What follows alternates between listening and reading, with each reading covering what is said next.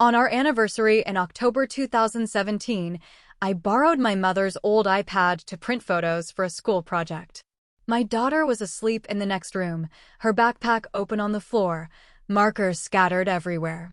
I was 35 years old, 2 years divorced, still telling people it had just not worked out. The iPad kept pinging with old synced messages as I sorted through photos. I almost turned it off. Instead, I opened the thread with my ex-husband's name and saw dates going back 5 years. Lines about my rebellious spirit, my failure to submit, my emotional instability. My mother's words. His replies. Time-stamped, detailed, threaded right through the months when my marriage began to crack. I didn't shout. I sat at the kitchen table, under the yellow light, and started reading that my parents orchestrate my divorce in their own words. That night changed everything I thought I knew about my life.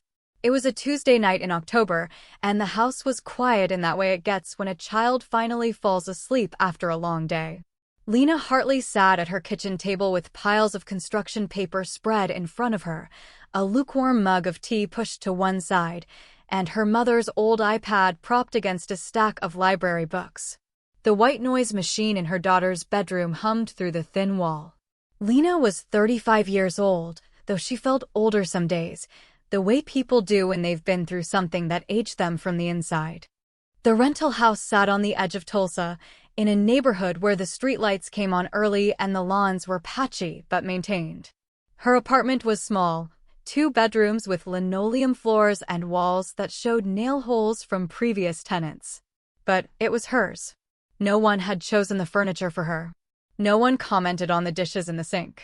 After 2 years of living alone with her daughter, Lena had started to recognize the shape of her own life again. Her mother had asked her earlier that week to print a few family photos for the church bulletin board. Ruth Hartley was 68 years old, a woman who organized potlucks and led the women's Bible study on Thursday mornings. She had handed Lena the iPad on Sunday after service, wrapping it in a worn cloth case with a cross embroidered on the front. "Just print a few photos, honey," Ruth had said, touching Lena's arm in that way she always did, gentle but somehow heavy. The church likes family displays.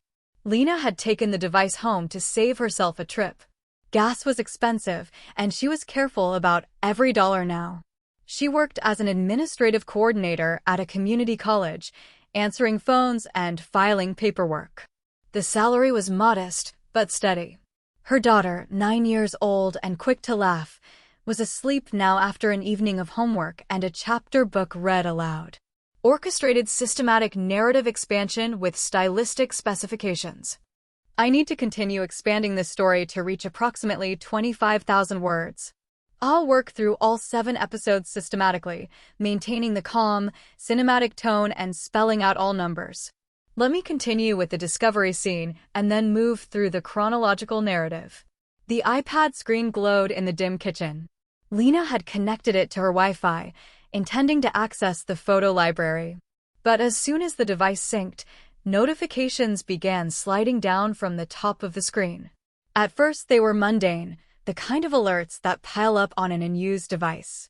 A reminder about choir practice. A text from her father about picking up milk. A calendar alert for a doctor's appointment that had already passed. Then a notification appeared with a name that made Lena's hand freeze over the screen. Daniel Miller. Her ex-husband. The man she had been married to for 8 years. The man who had sat across from her at their kitchen table 2 years ago and said he wanted a divorce. The man who now lived across town with a new wife and saw their daughter every other weekend according to a custody agreement filed in a manila folder in Lena's bedroom closet. The preview text beneath his name read, "I think it's time you encouraged her to leave." Lena stared at the sentence. The kitchen light above her hummed slightly, the bulb old and flickering at the edges. Outside, a car door closed.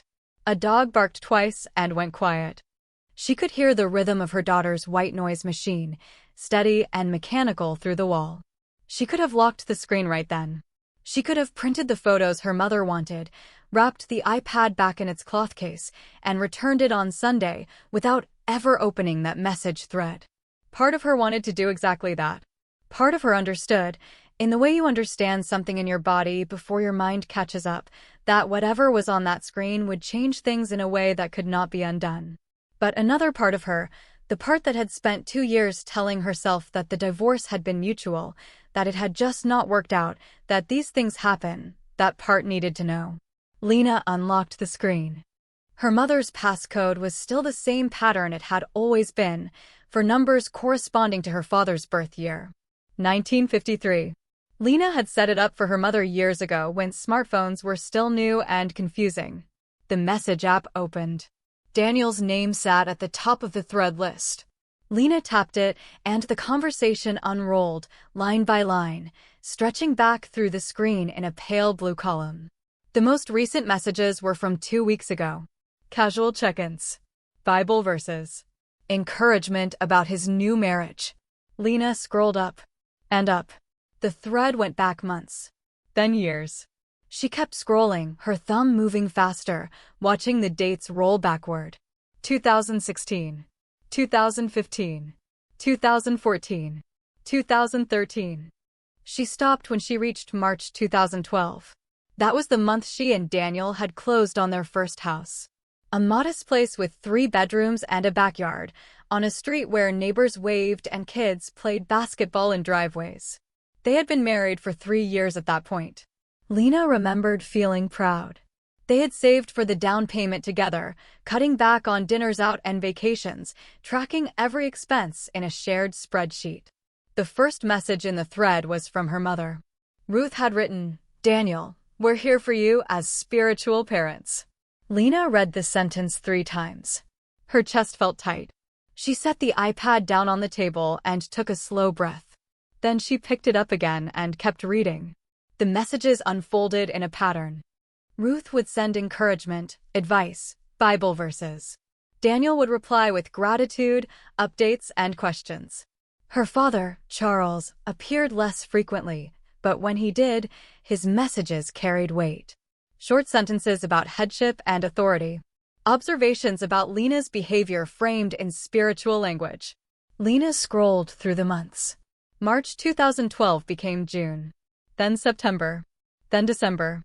The thread continued without pause, a steady line of communication that ran parallel to her marriage, invisible to her, shaping it from the outside. By the time she reached 2013, her hands were shaking. The first year of messages had been subtle. Encouragement. Prayer. Support. But as the thread moved forward, the tone shifted. Ruth's messages began to include observations about Lena. Small criticisms framed as concern. Daniel's replies grew longer, more detailed, more willing to describe moments from their marriage that Lena had thought were private. In April 2013, Ruth had written, "I see rebellion in her attitude." Daniel had replied, "I'll start keeping notes." Lena set the iPad down again. She stood up from the table and walked to the kitchen sink. The faucet dripped once, then stopped. Outside, the streetlight cast long shadows across the patchy lawn.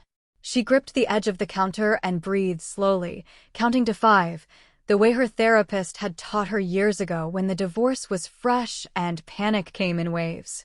Then she went back to the table and kept reading.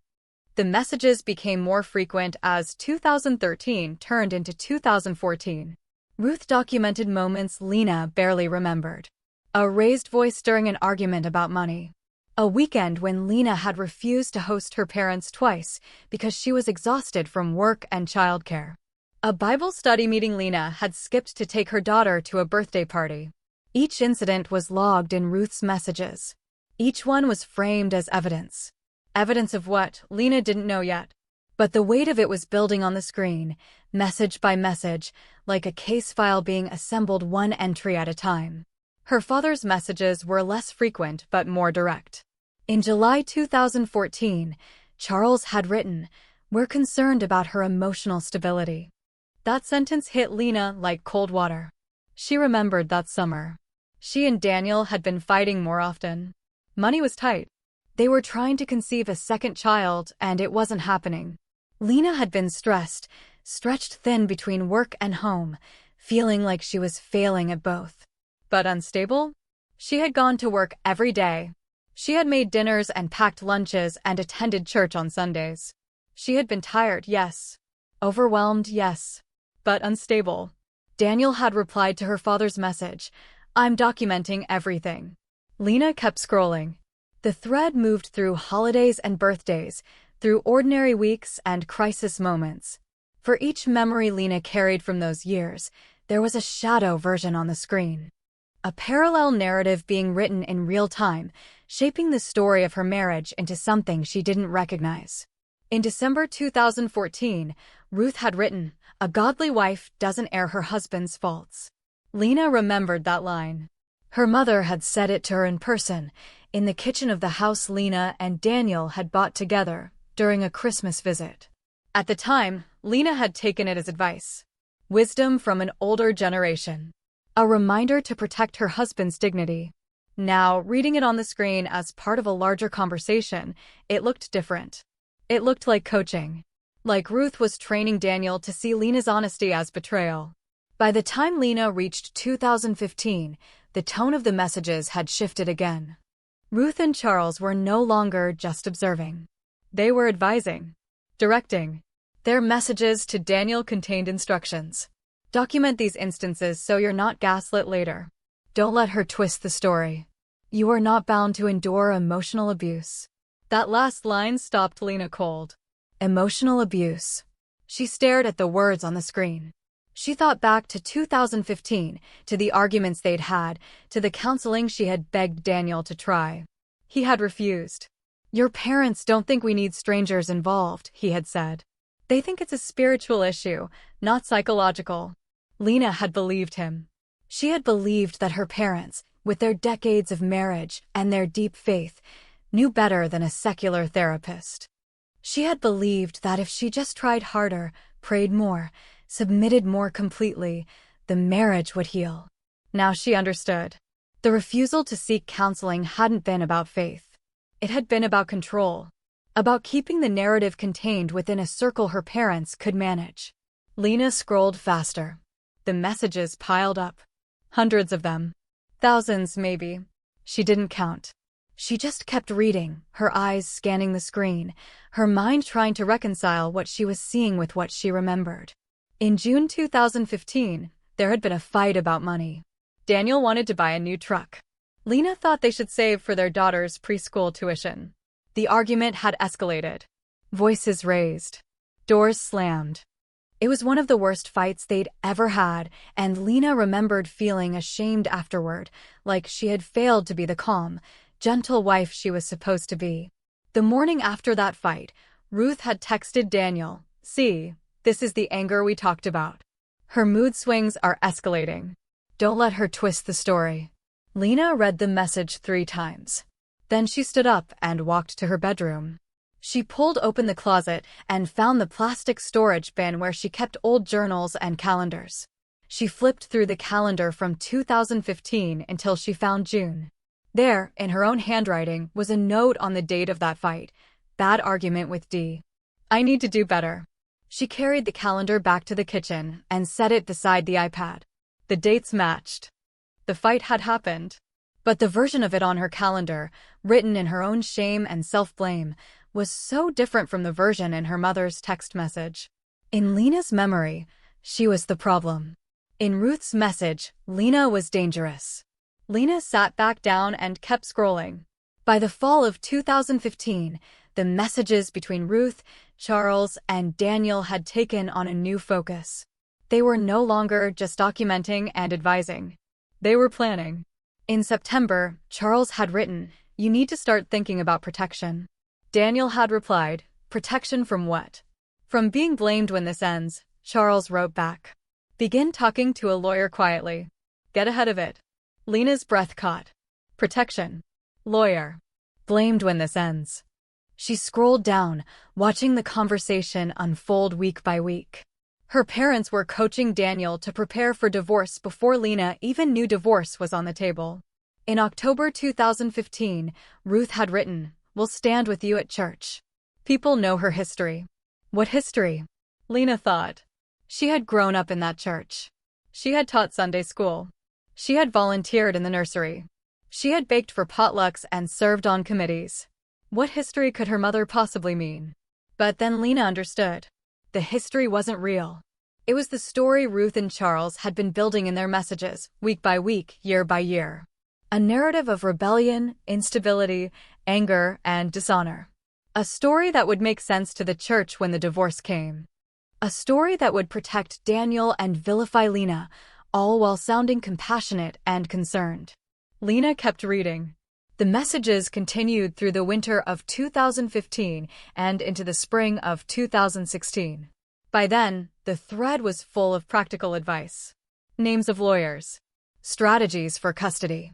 Suggestions for how to frame the separation in a way that would minimize Daniel's responsibility. In March 2016, Charles had written, "You are not bound to endure emotional abuse. She dishonors your role. It's time." 3 weeks later, Daniel sat Lena down at their kitchen table and said he wanted a divorce. Lena remembered that day with perfect clarity. She had been folding laundry in the living room when Daniel came home early from work. He didn't greet her. He didn't kiss their daughter, who was playing with blocks on the floor. He just sat down at the kitchen table and waited for Lena to join him. "I can't do this anymore," he had said. Lena had felt the ground tilt beneath her. "Do what?" "This marriage. It's not working." "We can fix it," Lena had said, her voice breaking. "We can go to counseling. We can try harder. Please." Daniel had shaken his head. "It's too late." Lena had begged. She had cried. She had promised to change, to be better, to do whatever he needed. Daniel had sat quietly, his face calm, his hands folded on the table. "I've made up my mind," he said. An hour later, her parents had arrived at the house with casseroles and Bible verses. Ruth had hugged Lena and whispered, "We're here for you, sweetheart. You'll get through this." Charles had prayed over the kitchen, asking God to bring peace and healing. They had stayed until evening, helping with dinner, putting Lena's daughter to bed, sitting with Lena while she cried. At the time, their presence had felt like mercy. Now, reading the messages on the screen, Lena saw it differently. They had known. They had been part of the plan. The day before Daniel told Lena he wanted a divorce, he had texted Ruth, "I'm going to tell her tomorrow." Ruth had replied, "Stay calm. Let her react. We'll help frame it for the church." Lena sat at her kitchen table in October 2017, 2 years after that day, and understood that her parents had orchestrated the entire thing. They had coached Daniel. They had built a narrative. They had planned the timing. And then they had arrived at her house with casseroles, playing the role of concerned, loving parents while their daughter's life fell apart exactly as they had designed it to. Lena didn't sleep. She stayed at the kitchen table, reading through the rest of the thread, taking screenshots of every message. The iPad battery died around 3 in the morning. She plugged it in and kept going. By the time the sky outside began to lighten, she had reached the end of the messages. The thread continued past the divorce into 2017, with Ruth and Charles offering Daniel ongoing support and encouragement. There were messages about his new relationship, advice on how to introduce his girlfriend to the church, reassurance that he had done the right thing. In one message from August 2017, just 2 months before Lena found the iPad, Ruth had written, "You're free now. We're so proud of how you handled everything." Lena took a screenshot of that message too.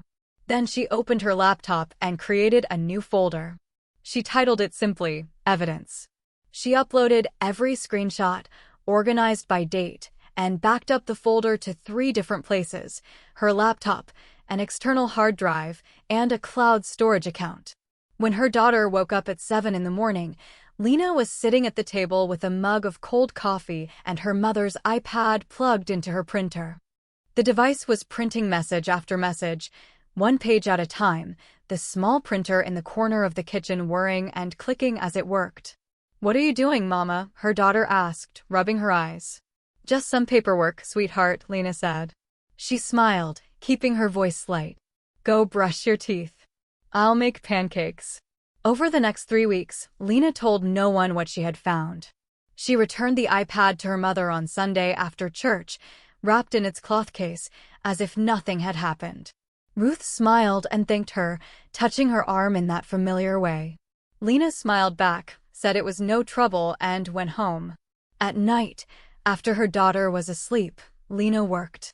She organized the printed messages into a binder, tabbed by year. She created a timeline on her laptop, laying out the events of her marriage on one side and the corresponding messages on the other. The overlay was exact. For every moment she remembered, there was a text message that had shaped or predicted or commented on it in real time. She requested the full case file from the lawyer who had handled her divorce. She called the office, calm and polite, and said she needed the documents for a refinance application. It was a lie, but a plausible one. The paralegal said they would mail the file within a week. When the envelope arrived, thick and heavy, Lena sat on her living room floor and went through every page. Affidavits, financial disclosures, custody evaluations, statements from witnesses. And there, woven through the legal language, were the same phrases from her parents' text messages. Daniel's affidavit described Lena as emotionally unstable and prone to mood swings. It cited her refusal to accept spiritual guidance and her pattern of undermining my role as head of the household. Every accusation matched language from Ruth and Charles's messages. There was even a letter from the church pastor, submitted as part of the case, expressing concern about Lena's emotional health and noting that she had distanced herself from godly counsel. Lena remembered meeting with that pastor once, at Daniel's insistence, a few months before the divorce. The pastor had asked gentle questions, prayed with her, and suggested she spend more time in prayer and submission. Lena had left that meeting feeling small and ashamed. Now she understood that the meeting had been part of the documentation process, a piece of the narrative her parents were building. Lena compared the dates. 2 days before that pastoral meeting, Charles had sent the pastor a text message. Lena didn't have that thread, only the one between her parents and Daniel. But she could see where the pieces fit together.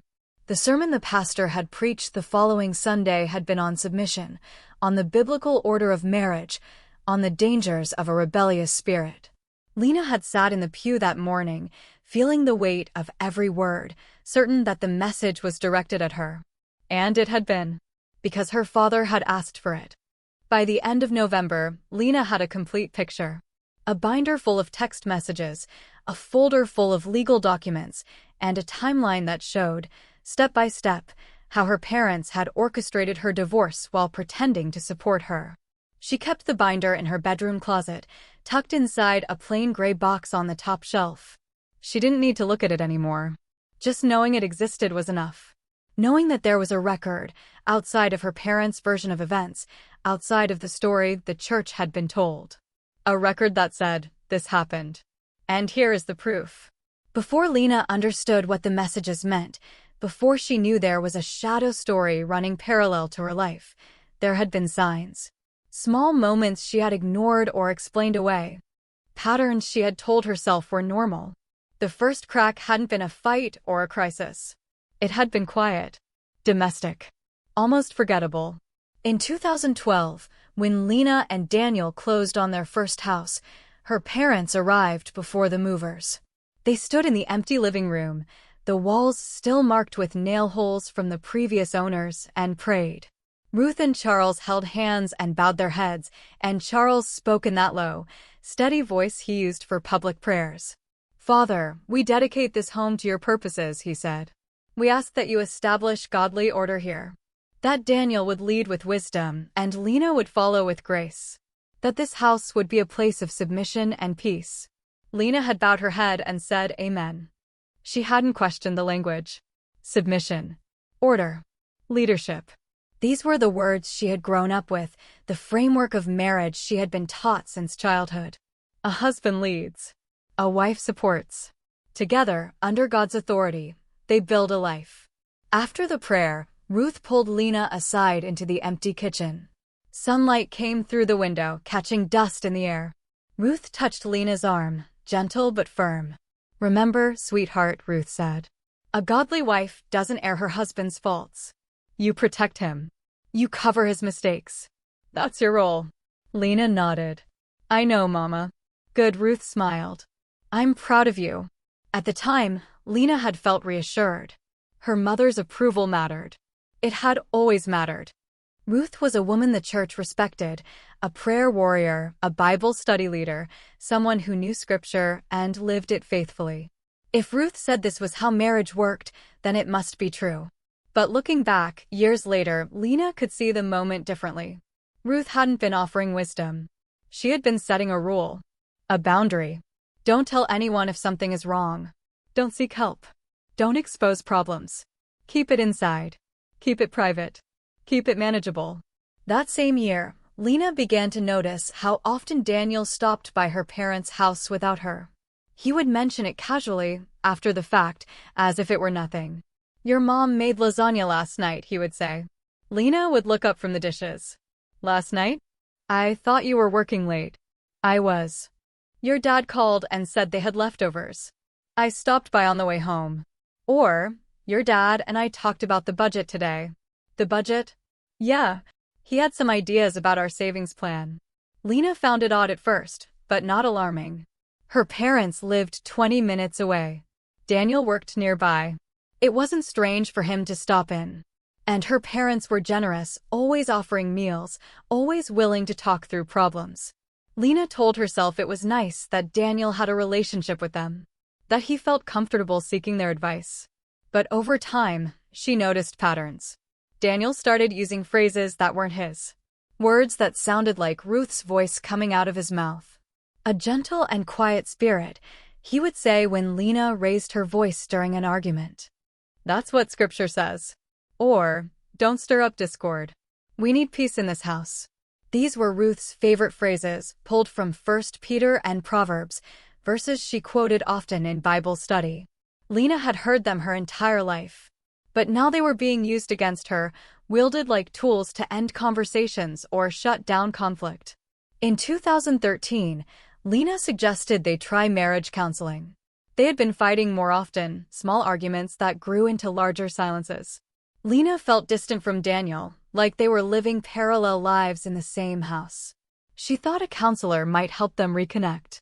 Daniel's face closed off when she mentioned it. Your parents don't think we need strangers involved, he said. When did you talk to my parents about this? Last week.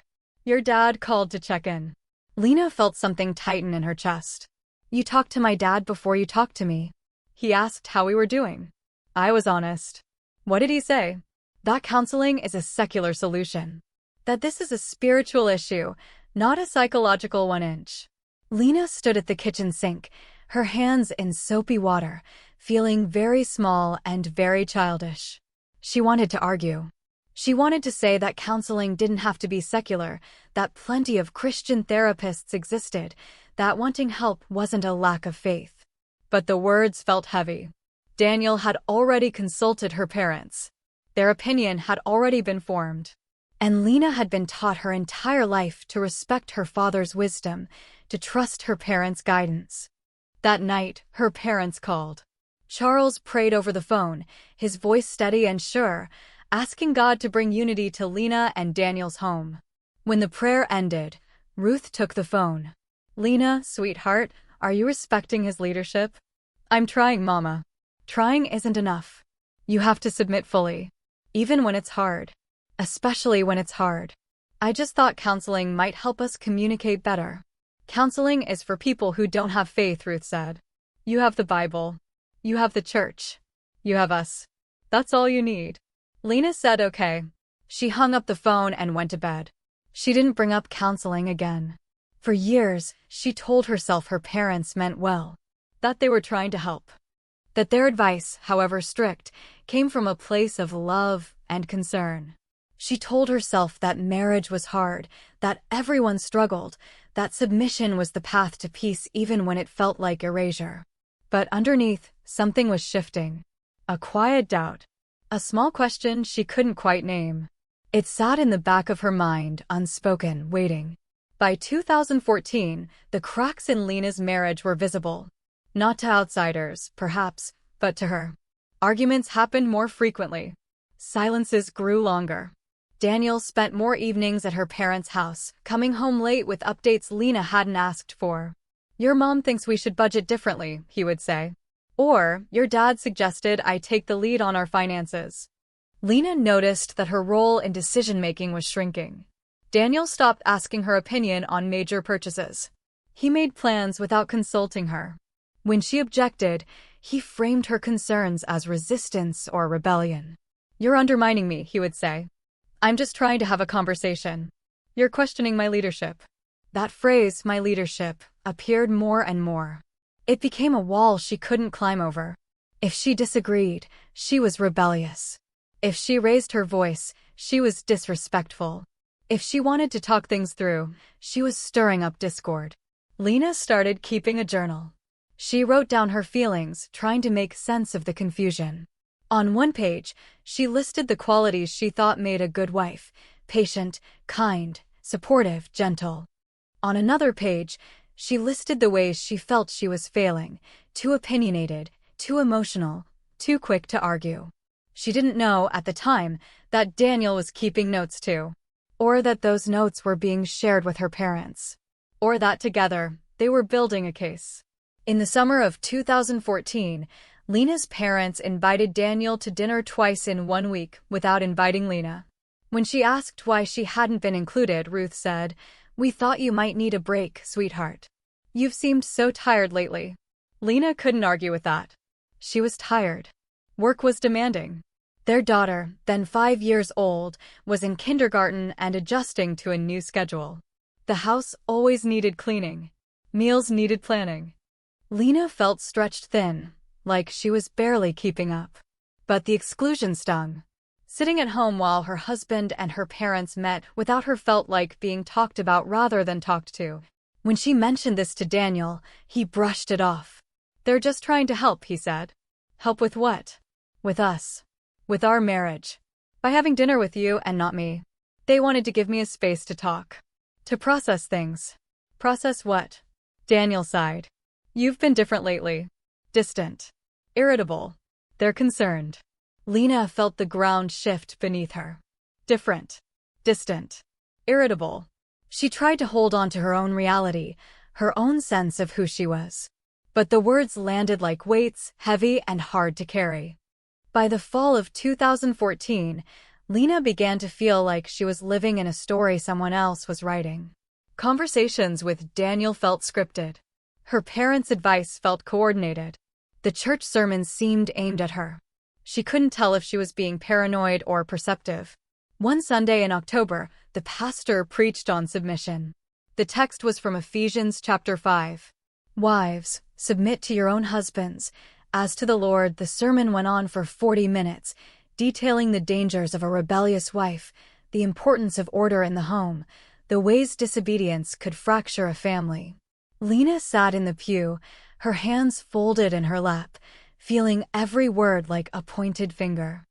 After the service, several women from the Bible study approached her, smiling gently, asking how she was doing. Their concern felt performative, like they had been briefed. Like they knew something she didn't. That night, Lena asked Daniel if he had talked to the pastor. "About what?" "About us. About me." Daniel didn't answer right away. He was loading the dishwasher, his back to her, and he kept his movements slow and deliberate. Finally, he said, "Your parents are worried. They asked the pastor to pray for us. They asked him to preach about me. Not about you. About marriage. About biblical order." It felt like it was about me. Daniel turned around, his expression tired. "Not everything is about you, Lena." That sentence stayed with her. Not everything is about you. It was true in a way. But it was also a dismissal. A way to make her feel small and self-centered for noticing patterns, for asking questions, for feeling targeted. Lena stopped asking questions. She went to work, came home, made dinner, and put their daughter to bed. She smiled at church and volunteered for potlucks. She attended Bible study and listened to Ruth teach about the virtues of a submissive wife. She performed the role she had been taught to perform, even as she felt herself disappearing inside it.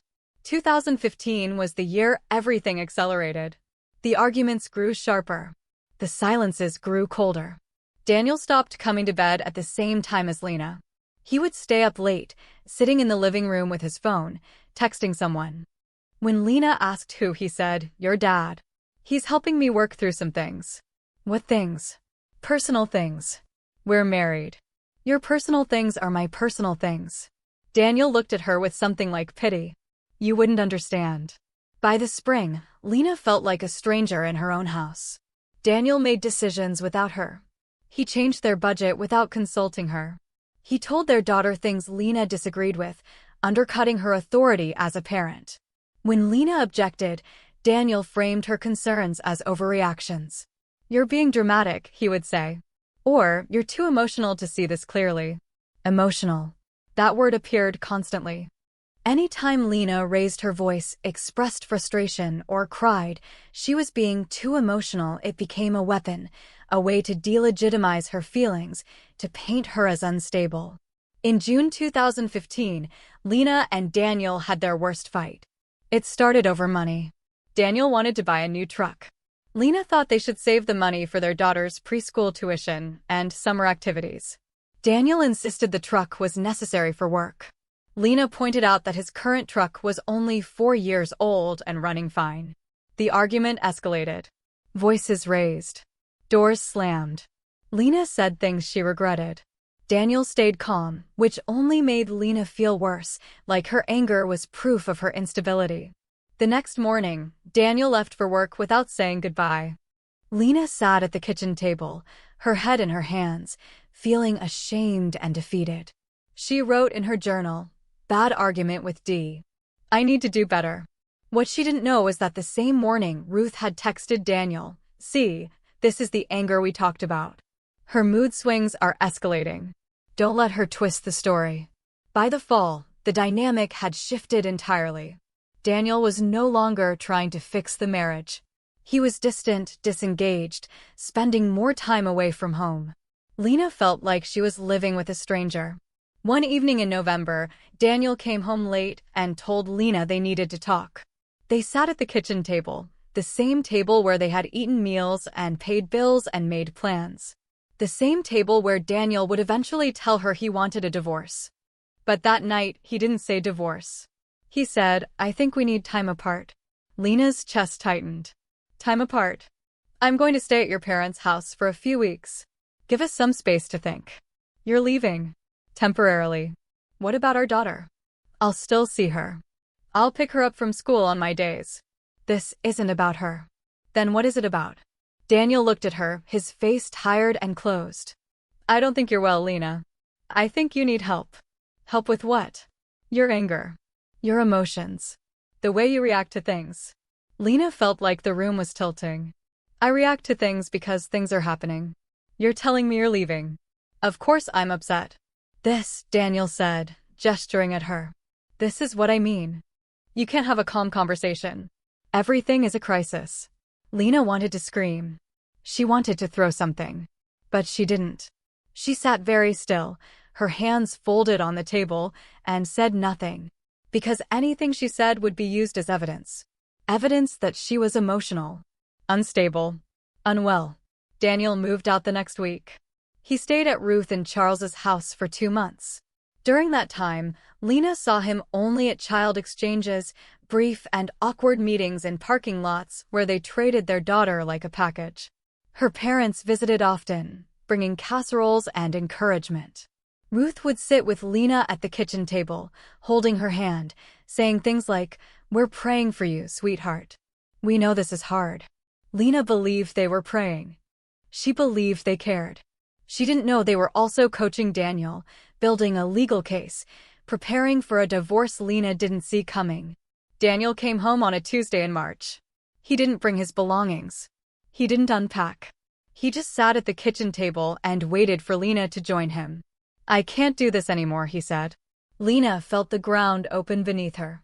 "Do what?" "This marriage. It's not working." "We can fix it," Lena said, her voice breaking. "We can go to counseling. We can try harder. Please." Daniel shook his head. "It's too late." Lena begged.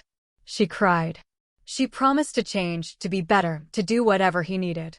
She listed the ways she would improve, be calmer, more supportive, less questioning. She would submit more fully, pray more often, trust his leadership without resistance. Daniel sat quietly, his hands folded on the table. His face was calm, almost peaceful. "I've made up my mind," he said. "Why no? What happened?" "Nothing happened. I've been thinking about this for a long time." "How long?" "A year. Maybe more." "A year." Lena felt the words settle into her chest like stones. He had been planning this for a year. While she was trying to fix things, while she was attending church and Bible study and performing the role of the godly wife, he had already decided to leave. An hour later, her parents arrived.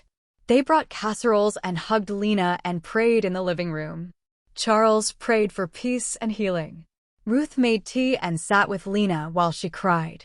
They stayed until evening, helping with dinner, putting Lena's daughter to bed, being present and supportive and kind. At the time, their presence felt like mercy. Like the one steady thing in a collapsing world. Now, years later, Lena knew the truth. The day before Daniel told her he wanted a divorce, he had texted Ruth, "I'm going to tell her tomorrow." Ruth had replied, "Stay calm. Let her react. We'll help frame it for the church." They had known. They had planned it. And then they had arrived at her house with casseroles, playing the role of concerned, loving parents, while their daughter's life fell apart exactly as they had designed it to. The divorce moved quickly. Too quickly, Lena thought. Daniel had a lawyer within days. Lena scrambled to find representation, emptying her small savings account to afford someone who could file the basic paperwork. The process was humiliating. Every part of Lena's life was examined, documented, questioned. Her finances, her mental health, her fitness as a parent. Daniel's lawyer submitted affidavits describing Lena as emotionally unstable, prone to anger, unable to maintain a peaceful home. There were statements from witnesses, people from the church, people Lena had thought were her friends. The church pastor submitted a letter expressing concern about Lena's emotional health. He noted that she had distanced herself from spiritual counsel, that she resisted guidance, that she seemed unwilling to submit to biblical authority. Lena read the letter in her lawyer's office, her hands shaking. She had attended that church her entire life. She had volunteered, taught Sunday school, baked for potlucks. And now the pastor was writing a letter to support her husband's case, painting her as a problem that needed to be managed. Her lawyer, a kind woman in her 50s named Margaret, set the letter down and looked at Lena. "Do you have anyone who can speak on your behalf?" "My parents," Lena said, uncertain. Margaret hesitated. "Are they willing to testify?" Lena thought about it. Her parents had been supportive since the separation. They called often, visited regularly, helped with childcare. Surely they would speak for her.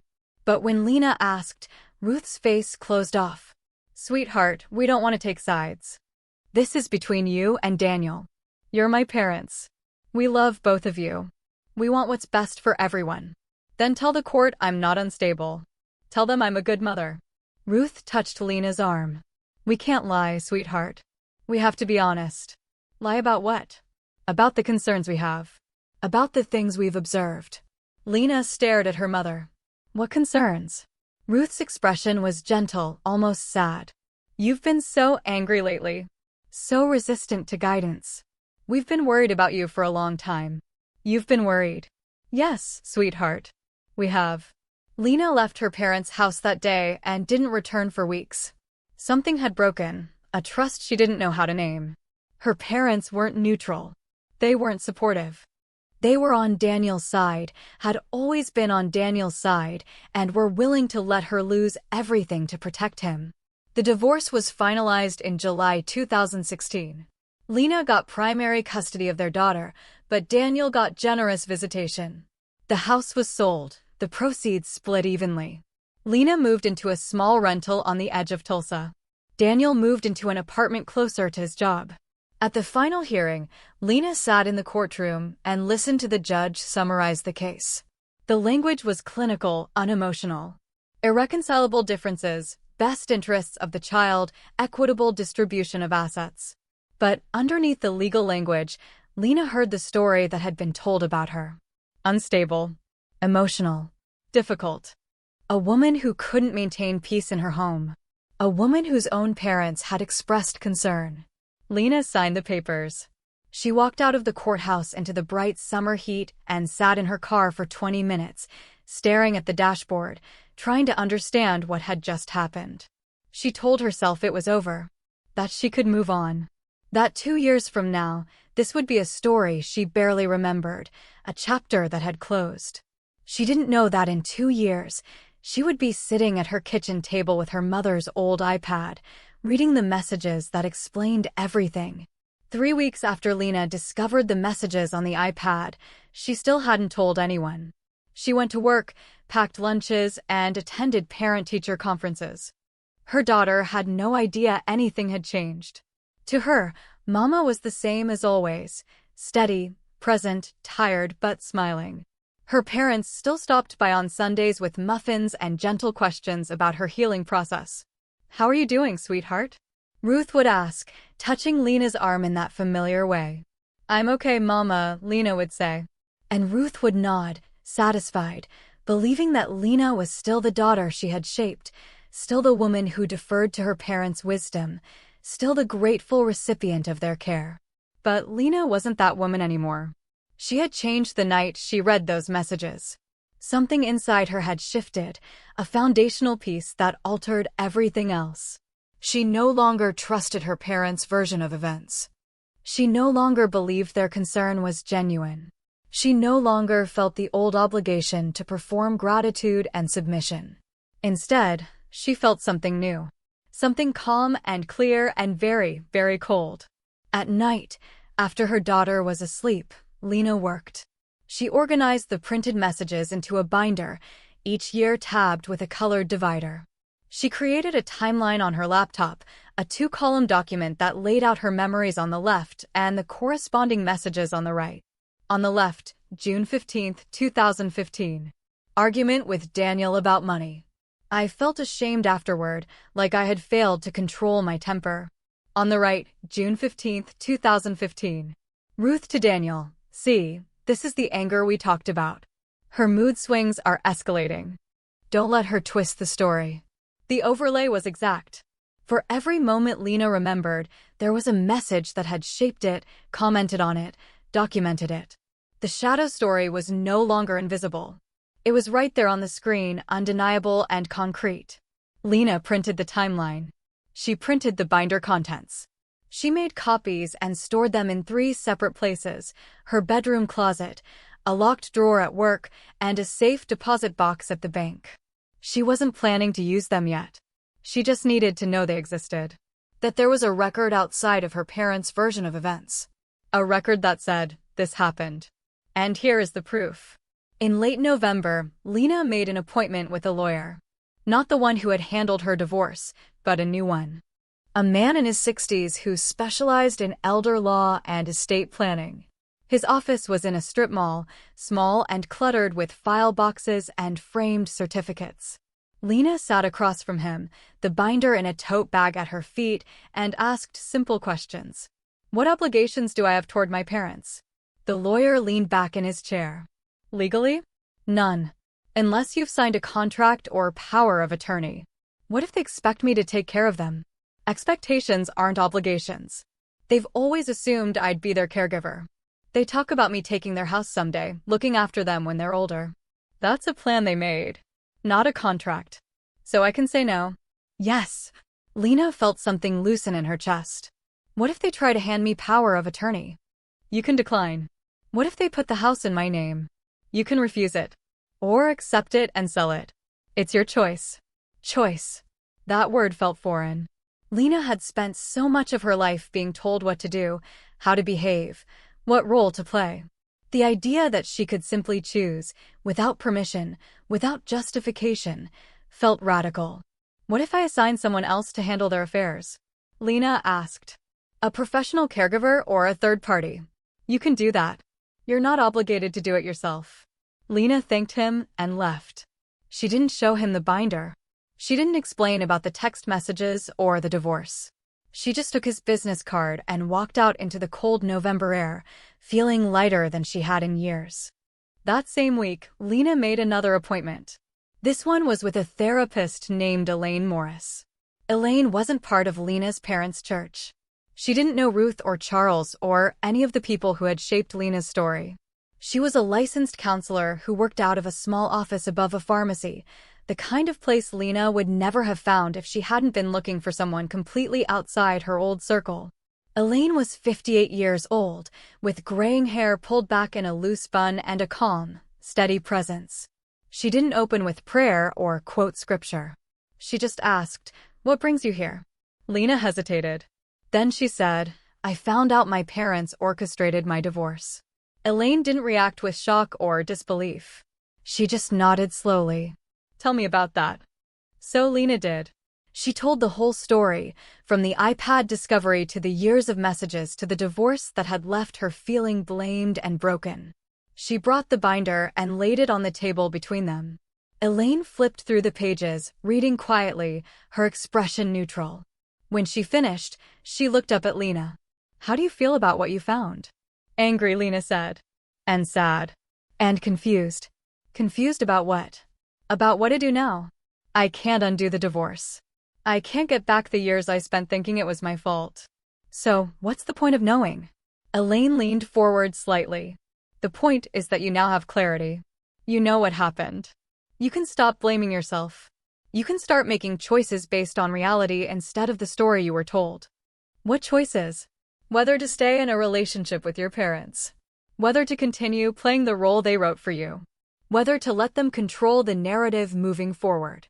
Lena thought about that. "They expect me to take care of them when they're older. They've always said the house will be mine, that I'll look after them. Do you want to do that?" "No." "Then you don't have to." It was such a simple sentence. So obvious. But Lena had never allowed herself to think about it before. She had been taught that honoring her parents meant obedience, sacrifice, caretaking. That saying no was rebellion. That setting boundaries was selfishness. "What if they're hurt by my decision?" Lena asked. "They might be," Elaine said. "But their feelings aren't your responsibility." "That sounds harsh." "It's not harsh. It's honest. You can love your parents and still protect yourself. You can care about them without being consumed by them." Lena sat with those words. She felt them settle into her chest, slow and steady, like stones finding their place at the bottom of a river. Before she left, Elaine said one more thing. "You're allowed to step out of their script." Lena wrote that sentence down in her journal that night. "You're allowed to step out of their script." She underlined it twice.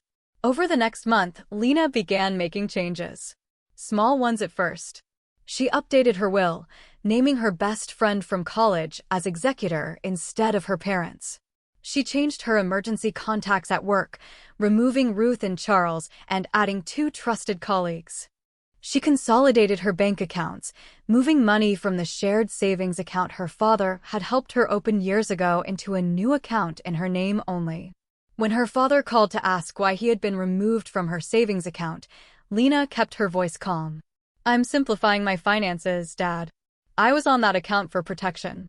I don't need protection anymore." There was a pause on the line. Then Charles said, "Your mother, and I think it's wise to have family oversight." "I appreciate that, but I'm managing fine on my own." Lena, his voice carried that tone she had heard her whole life, the one that meant she was stepping out of line. "We're concerned about your decision-making." "I'm 35 years old, Dad. I think I can manage my own bank account." "That's not what we meant." "Then what did you mean?" Another pause. Longer this time. "We'll talk about this later." He hung up. Lena set the phone down on the kitchen table and took a slow breath. Her hands were shaking, but not from fear. From something else. Something that felt like power being redistributed. Like control leaving their hands and returning to hers. In January, Lena made one more decision. She printed a 30-page excerpt from the text messages. She chose carefully, selecting the messages that were most damning, the ones that showed clear coordination between her parents and Daniel, the ones that matched the language in the legal filings from her divorce. She put the printed pages in a plain manila envelope. On top, she placed a single handwritten note on white cardstock. "I will no longer be participating in this version of our family story." She signed her name. Lena Hartley. Clear and deliberate. Then she addressed the envelope. Not to her parents. Not to Daniel, but to the church pastor. The man who had submitted a letter during her divorce expressing concern about her emotional health. The man who had preached sermons on submission that her father had requested. The man who had counseled Lena to be more obedient, more prayerful, more willing to accept her role. Lena didn't add commentary. She didn't write a cover letter explaining the context or defending herself. She just mailed the envelope, certified mail with a return receipt requested, and waited. The receipt came back 10 days later, signed by the pastor's office assistant. Lena filed it in her binder, one more piece of documentation, and went back to her ordinary life. The changes started slowly. So slowly that Lena almost missed them. Her parents stopped posting photos of church leadership meetings on social media. Ruth's Facebook page, which had been full of pictures from Bible study and prayer group and committee meetings, went quiet. The last post was from January 20th, a generic verse from Psalms with no personal commentary. Lena scrolled through her mother's page, curious. The silence felt loud. Ruth had always been active online, documenting every church event, every gathering, every moment of community involvement. The sudden absence felt deliberate. Then, in early February, Lena heard from a distant cousin that her father had stepped down from a church committee he had chaired for 10 years. The cousin mentioned it casually during a phone call, almost as an afterthought. "Did you hear about your dad? He resigned from the finance committee." Lena kept her voice neutral. "No, I hadn't heard." "When?" "Last week. He said it was for health reasons." "Health reasons? That's what your mom told everyone." "Said they needed to focus on their own well-being." After the call, Lena sat at her kitchen table and stared at her phone. Health reasons. It was plausible. Her parents were in their late 60s, both dealing with the minor ailments that came with age. But Lena knew the truth. This wasn't about health. This was about the envelope she had mailed. About the messages the pastor had received. About the story being rewritten in a way her parents couldn't control. Over the next few weeks, Lena noticed more changes. Her parents' phone calls became less frequent. When Ruth did call, her voice was careful, measured, stripped of the old confidence. She didn't offer advice about Lena's spiritual life. She didn't ask pointed questions about Lena's decisions. She just asked about the weather, about Lena's daughter, about nothing important. One Sunday in late February, Lena stopped by her parents' church for a brief visit, curious to see how things had changed. She sat in the back pew during the service, watching the congregation. Her parents were there, sitting in their usual section, but further back than they used to. Not in the front rows where the elders and deacons sat, but several rows behind, near the middle. They looked smaller somehow. Diminished. Ruth's smile was polite but strained. Charles sat very still, his hands folded in his lap, his expression blank. After the service, several women approached Lena, smiling and asking how she was doing. Their questions felt genuine, not performative. One woman, someone Lena barely knew, touched her arm and said, "I'm glad you're here." Lena didn't know what to make of that. She thanked the woman and left. On the drive home, she replayed the morning in her mind. Something had shifted. The social dynamics had changed in a way she couldn't quite pinpoint. Her parents were still part of the church, still attending, still visible. But they were no longer central. No longer the wise, respected couple everyone looked to for guidance. The story had changed. And Lena hadn't had to say a word. In March, Ruth called. Her voice shook slightly when she said hello. "Lena, we need to talk." "About what?" "About Easter. We'd like you and your daughter to come over for dinner." Lena thought about it. Easter was still 3 weeks away. Her parents were planning ahead, which meant this was important to them. A statement. A gesture. An attempt to restore normalcy. "I'll think about it," Lena said. "We feel very hurt," Ruth added, her voice soft. "We don't understand why you've been so distant." Lena took a slow breath. She could have said many things. She could have listed the messages, the coordination with Daniel, the years of manipulation disguised as care. She could have confronted them directly, demanded an explanation, and asked why they had done what they did. But she didn't. Because confrontation would give them an opening. A chance to explain, to justify, to reframe the story in their favor. And Lena didn't want to hear their version anymore. Instead, she said, "I know you feel hurt." "So do I." There was a long pause on the line. Then Ruth said, "What does that mean?" "It means I'm not coming to Easter dinner this year. But I hope you have a nice holiday." "Lena, please. We're your parents." "I know who you are, Mama." The words hung in the air, heavy and clear. Lena didn't elaborate. She didn't explain. She just let the sentence sit there, doing its work. "We need to talk about this," Ruth said, her voice rising slightly. "No, we don't." "Lena." "I have to go, Mama. Take care." Lena ended the call. She set the phone on the table and looked out the window at the backyard. It was early spring, the trees just starting to bud, the grass still brown from winter. She felt calm, settled, like a decision had been made and confirmed, and she didn't need to revisit it. Her daughter came into the kitchen, holding a drawing she had made at school. "Mama, look." Lena turned and smiled. "That's beautiful, sweetheart." They spent the evening coloring together at the kitchen table, the phone silent, the house peaceful. Easter came and went. Lena and her daughter spent the day at a park, feeding ducks and eating sandwiches on a picnic blanket. It was simple and quiet and entirely theirs. Ruth called that evening. Lena let it go to voicemail. The message was brief, her mother's voice strained and formal. "We missed you today. Please call when you're ready to talk." Lena didn't call back. Over the next few months, a new pattern emerged. Lena visited her parents only in public places. A diner on Saturday mornings. A park near their house. The library for brief, supervised exchanges when they wanted to see their granddaughter. Lena kept the visits short, no more than an hour, and she controlled the timing and location. She stopped sharing details about her schedule, her finances, her friendships. When her parents asked how work was going, she said, "Fine." When they asked about her personal life, she said, "I'm managing." She offered no openings, no vulnerabilities, no information they could use to shape a narrative. Ruth tried, once, to frame the text messages as a misunderstanding. She left a voicemail in June, her voice trembling. "Sweetheart, I know you're upset. But those messages, they were just private prayer support. We were trying to help. We never meant to hurt you." Lena listened to the voicemail once. Then she deleted it. Private prayer support. The phrase was so absurd it was almost funny. As if coordinating a divorce and building a legal case against your own daughter could be reframed as intercession. Lena didn't respond. She didn't argue. She just let the silence stretch. In July, Daniel stopped by the house during a child exchange. He lingered by Lena's car, his hands in his pockets, his expression uncomfortable. "I heard your parents are upset," he said. Lena looked at him. Really looked at him.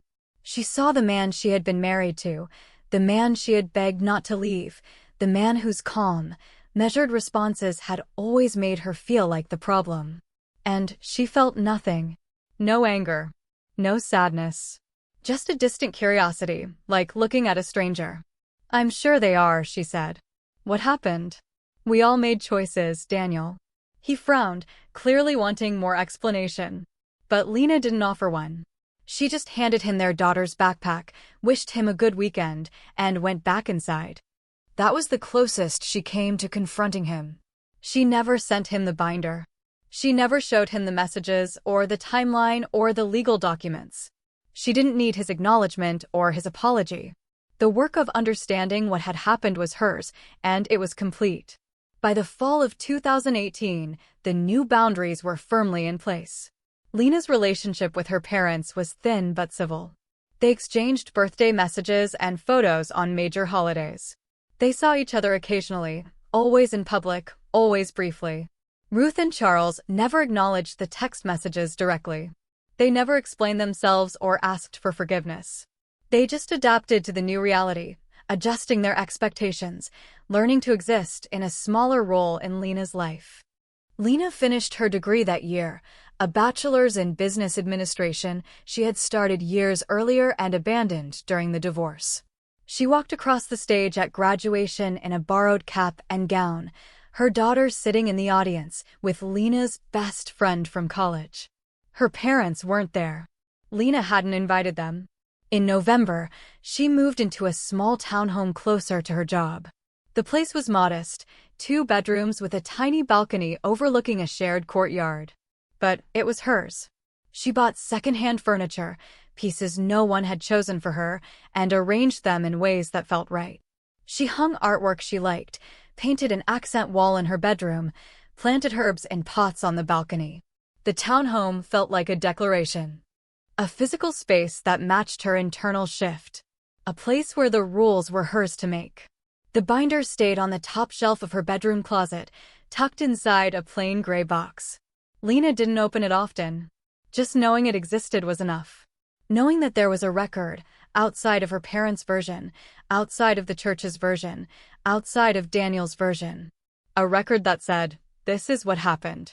And here is the proof."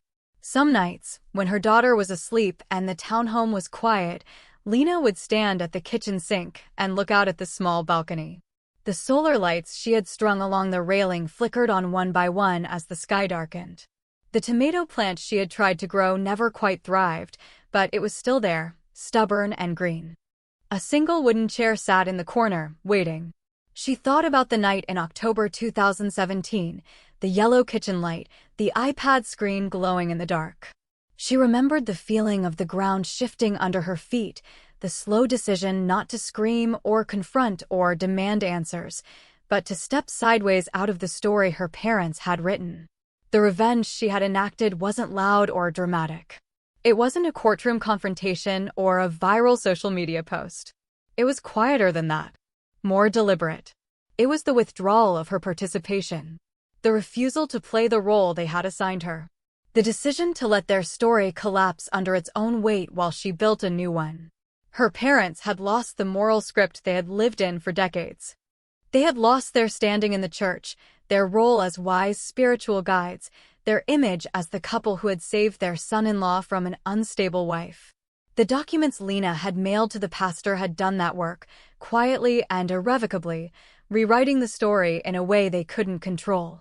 And Lena had gained something in return. Not justice, exactly. Justice was too clean a word for what she felt. But balance. A restoration of truth. A life that was hers to shape. 5 years after the iPad discovery, Lena's life looked nothing like it had before. She was 40 years old, working as an assistant director in the community college's student services department. Her daughter was 14, a bright, opinionated teenager who rolled her eyes at group texts and trusted her own instincts more than anyone's advice. Lena watched her daughter navigate the world with a clarity she herself had never had at that age. The girl questioned things. She pushed back when something didn't feel right. She said no without guilt. That alone felt like a generational miracle. A correction. A break in the pattern. Her relationship with her parents remained distant but functional. They were in their mid-70s now, dealing with the health issues that came with age. Ruth had arthritis that slowed her down. Charles had high blood pressure and a heart condition that required monitoring. They needed help with medical appointments, prescription refills, and household repairs. Lena coordinated that help from a distance. She researched senior services in their area. She hired a part-time caregiver to check in on them twice a week. She made sure their bills were paid and their medications were organized. But she didn't do the work herself. She didn't move in. She didn't take over. She didn't become the primary caregiver they had always assumed she would be. When nurses or social workers asked, "Will you be moving in to care for them?" Lena answered, "No, but I'll make sure they have support." Some people didn't understand that answer. They looked at her with confusion or judgment, as if she were shirking a basic filial duty. But Lena didn't explain herself. She didn't justify her choice. She just repeated it, calmly and clearly, until people stopped asking. Her parents tried, a few times, to pull her back into the old dynamic. Ruth would call and say, "We really need you here, sweetheart. The caregiver is nice, but she's not family." Lena would reply, "I'm glad the caregiver is working out. Let me know if you need me to find additional support. But we want you." "I know, Mama. But this is what I can offer." The conversations always ended the same way. Disappointed silence. A polite goodbye. The recognition that Lena was not going to change her mind. In the summer of 2023, Charles had a mild heart attack. He spent 3 days in the hospital and another week in rehab. Ruth called Lena in a panic, her voice shaking. "He's asking for you. Please come." Lena drove to the hospital. She sat with her father for an hour, holding his hand, listening to him talk about his fear of dying, his regrets, his hope for reconciliation. He didn't mention the text messages. He didn't apologize for the divorce. But he did say, quietly, "I wish things were different between us." "Me too, Dad," Lena said. And she meant it. Not because she wanted to go back to the old relationship, but because she wished the old relationship had never been what it was. She wished her parents had been different people. People who supported her instead of undermining her. People who told the truth instead of building shadow narratives. But wishing didn't change anything. So Lena sat with her father, held his hand, and then went home. Now, in 2027, Lena is 45 years old. Her daughter is 16, navigating high school with the kind of confidence Lena never had. The girl is planning for college, researching schools, talking about majors and career paths with a clarity that makes Lena proud. Lena's townhome is the same one she moved into nearly 9 years ago. The balcony garden has evolved over the years. The tomato plant finally gave way to a small herb garden: basil, rosemary, thyme. The solar lights still hang along the railing, flickering on at dusk, casting soft light over the wooden chair where Lena sometimes sits with a book or a mug of tea. Her job at the community college has become more than a paycheck. It's a place where she helps students navigate systems, find resources, and solve problems. She's good at it. Better than she ever expected to be. The work feels meaningful in a way her earlier life never did. Her parents are still alive, both in their late 70s, living in the same house they've occupied for 40 years. They're frilier now, slower, more dependent. But they have the support they need: caregivers, meal services, transportation assistance. Lena coordinates it all from a distance, checking in regularly, making sure nothing falls through the cracks. But she doesn't live with them. She doesn't sacrifice her life to maintain theirs. And that decision, made years ago in a strip mall lawyer's office, remains one of the best she's ever made. The binder lives on the top shelf of her closet in the same gray box. Lena hasn't opened it in years. The need to revisit those messages has faded. The proof exists, and that's enough. She doesn't need to reread the words to know what happened. She doesn't need to refresh her anger or her hurt. The story is settled in her mind, clear and complete. Some evenings, when her daughter is out with friends and the townhome is quiet, Lena stands at the kitchen sink and looks out at the balcony. The lights flicker on as the sun sets. The herbs sway slightly in the breeze. The wooden chair sits empty, waiting. She thinks about the woman she was at 35. Sitting at a kitchen table in a rental house, reading messages that reframed her entire life. She remembers the shock, the anger, the deep, cold clarity that followed. She remembers the decision not to scream or confront, but to step out. To withdraw. To build something new. That decision shaped everything that came after. Not just her relationship with her parents, but her relationship with herself. The person she became in the years following the discovery was someone she liked. Someone who trusted her own instincts. Someone who sets boundaries without guilt. Someone who could say no and mean it. Her phone buzzes on the counter. A text from her mother. "Thinking of you today. Hope you're well." Lena glances at the message, then sets the phone face down on the table. She'll reply later. Something brief and polite. "Thank you. Hope you're well too." But not now. Right now, she's standing at the sink, looking out at the balcony, listening to the sound of her daughter's laughter coming from the next room. The girl is on a video call with friends, their voices overlapping, bright and easy and free. That sound, more than any document or confrontation or carefully worded boundary, is Lena's closure. The knowledge that her daughter is growing up is a different story. One where trust is earned, not assumed. Where boundaries are respected, not punished. Where mistakes are acknowledged, not hidden behind spiritual language. Lena rinses her mug and sets it in the dish rack. Outside, the balcony lights glow softly in the gathering dark. She thinks about the 10 years that have passed since the iPad night. The slow, steady work of rewriting her life. The quiet victory of stepping out of someone else's script and into her own. Her parents still call sometimes. They still hope, she suspects, that she'll change her mind. That she'll move back into the old dynamic, the old role. That she'll forgive without acknowledgement, reconcile without truth, return to being the daughter they wanted her to be. But Lena isn't that person anymore. She hasn't been for 10 years. And she won't be again. She dries her hands on a towel and walks to the living room. Her daughter looks up from her phone, grinning. Mama, you have to see this. Lena sits down beside her, and they watch a video together, laughing at something silly and unimportant. The kind of moment that means nothing and everything at once. Later, after her daughter has gone to bed, Lena returns to the kitchen. She pours a glass of water and stands at the window, looking out at the courtyard.